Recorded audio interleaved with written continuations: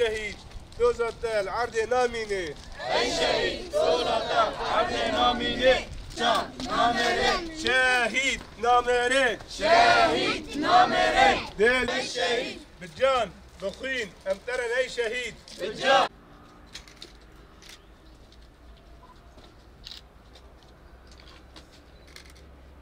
بكسات هبرين مي روجناموان دلشان إبش هوجر محمد رزقار دني سعد أحمد ومحمد رشودا أم تواهي شهيدين راكاندنا آزاد ببيتين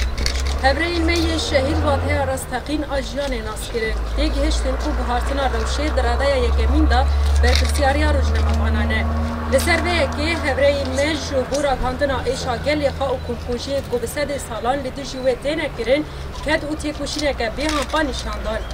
هبرین می شهید ماسکا تاریا چتین داعش و هفکارا و دولت ترکیه یادگیر کرد را خستن برچابان و به حمور بازان شرکت لین هریم باکور و جلات سوریه دیکن و جاوه خبردان دستکفتین وی هبرین می شهید حیا داویه لسری حقیقت بون و جتباهی جهان را پار بکرن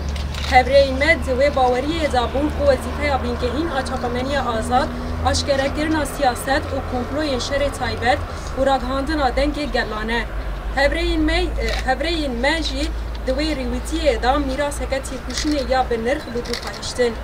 وکی کتی راگهاندن جن یه رجی امسوس لدن شهید خواهی ین روشنموان و امی تی کشونه وان آلی گیرن لحقیقت بدوینن امی گشدان لحریم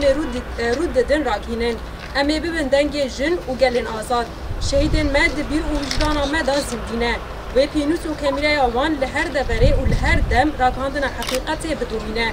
شهید نامرن شهید نامره شهید نامره شهید نامره شهید نامرن شهید نامره